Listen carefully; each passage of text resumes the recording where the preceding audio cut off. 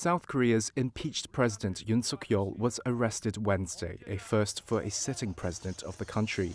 It's the latest turn in a political crisis sparked by his short-lived declaration of martial law last month, which eventually saw Yoon hiding out at his residence for weeks protected by personal security to avoid authorities who wanted to detain him on grounds of insurrection. More than 3,000 police officers marched on Yoon's residence Wednesday, and a motorcade later took him to the country's anti-corruption agency, the CIO, or the Corruption Investigation Office for high-ranking officials. South Korean journalists snapped the moment he stepped out of the car and into the agency's offices in Gwacheon, just south of Seoul. Investigators have 48 hours to question him. After that, they must release him or seek a warrant to detain him for longer. In a video message recorded before his detention, Yoon said he turned himself in for questioning to avoid any bloodshed and disputed the legality of the investigation and arrest.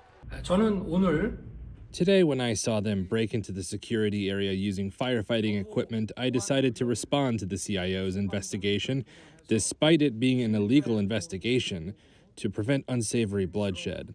However, that doesn't mean I am acknowledging the investigation of the CIO.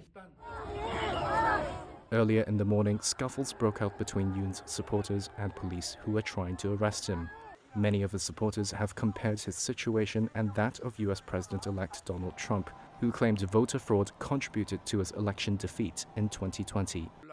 Yoon has also made unsubstantiated claims of election fraud, one of the reasons he gave to justify his short-lived martial law declaration. His lawyers have said the arrest warrant is illegal. They say it was issued by a court in the wrong jurisdiction, and the team set up to investigate him has no legal mandate to do so.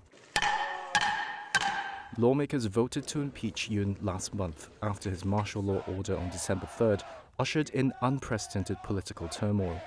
In a previous attempt to arrest Yoon on January 3rd, the Presidential Security Service and military guards blocked CIO investigators in a 6-hour standoff. The agency has since apologized for initially failing to arrest Yoon on that day. Separately, the country's constitutional court is deliberating whether to uphold Yoon's impeachment and permanently remove him from office or restore his presidential powers. US imports from China finished the year strong. Companies have stockpiled shipments of toys, furniture and more ahead of Donald Trump's return to the White House. He plans to impose new tariffs that could revive a trade war between the two countries. Trump has threatened to slap tariffs of 10 to 60% on goods from China. During his first term, he mainly targeted Chinese parts and components. Economists and trade experts predict his next wave of tariffs could apply to finished goods. Beijing said Monday December exports surged to record levels. Officials cited concerns about escalating trade protectionism in the US and Europe. Trade data showed goods from China landing at US seaports in December rose by 14.5% year over year. Some US retailers may have rushed in goods to avoid the cost hit from potential new tariffs. But the analysis is complicated. Teasing out the true effect of overall import gains is difficult because importers keep such data private. Resilient US shoppers have also fueled demand, while some importers brought in safety stocks to protect against disruptions from Houthi attacks on shipping near the Suez Canal trade shortcut. Chinese app Xiaohongshu, or RedNote in the West, saw a spike of new users from the US, just days before a proposed ban on social media TikTok. In fact, it topped free download rankings on Apple's US App Store this week. A live chat called TikTok Refugees had more than 50,000 American and Chinese users joining the room on Monday, and impromptu cultural exchanges were seen across the app between veteran Chinese users and American newcomers, including Americans asking Chinese for help with math homework and the other asking for help with English. One refugee user named Crystal, who declined to give her last name, posted this introduction. I just want to thank you for welcoming us to this app. If we do anything wrong, just let us know. Because we're used to making videos where we dance and do stupid stuff. Just let us know.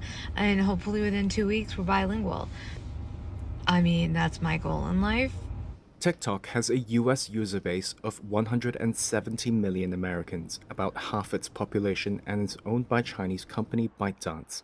The Justice Department has said TikTok poses a threat to national security because of a risk that China could use data on Americans for espionage, blackmail, or manipulate what gets shown to users. Content creator Gwenna Lathland, who has also made a move to RedNote, says she's treating it like a silent protest against the TikTok ban. We as an American public feel so very silenced and ignored that this right here is our opportunity to really just shove a middle finger up in the air and go, no, we don't like this. You didn't listen to us. But so far, we have begged our representatives, please show us what this security issue is and why ByteDance is more guilty than everybody else. When if Chinese owned and run and accessed apps are a problem, why was RedNote even on? It's an even more Chinese app than the Chinese app we're all worried about right now. The newness will wear off once we're all sort of bored holding up that middle finger to the government.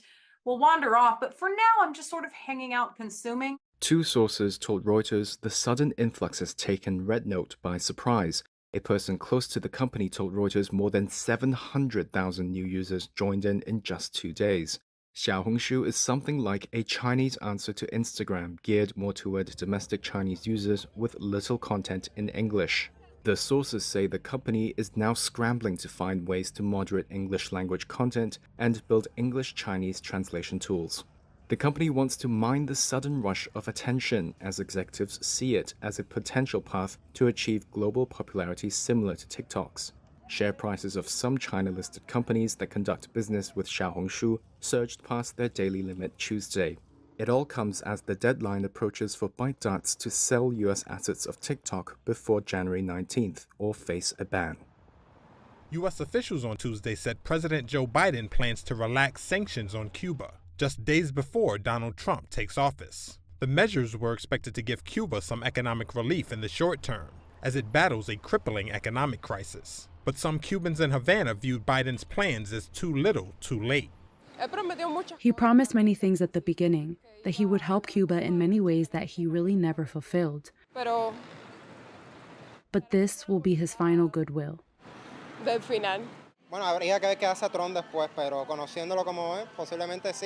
we have to see what Trump does next.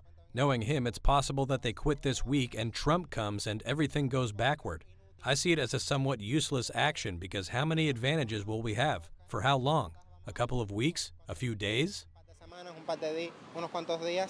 The measures Biden plans include a reversal of several hardline restrictions put in place by Trump during his first term. A senior administration official said the measures include plans to lift the U.S. designation of Cuba as a state sponsor of terrorism and to undo a Trump order that restricted financial transactions with some Cubans. Officials said Biden expects the move would lead to the release of political prisoners in Havana.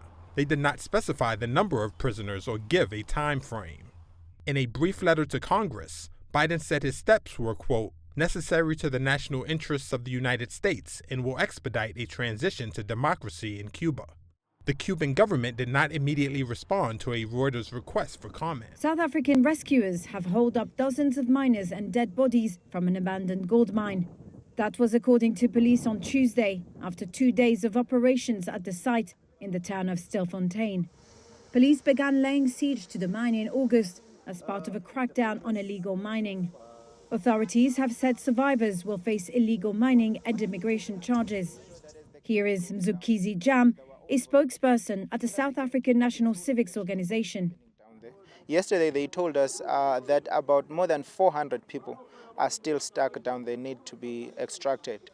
And they also told us that the number of dead bodies is actually more than 100. Police had previously cut off food and water supplies in an attempt to force the miners to the surface so they could be arrested. Now they're retrieving survivors and dead bodies. Footage issued by a miners' rights group on Monday had shown dozens of corpses and skeletal survivors inside the mine.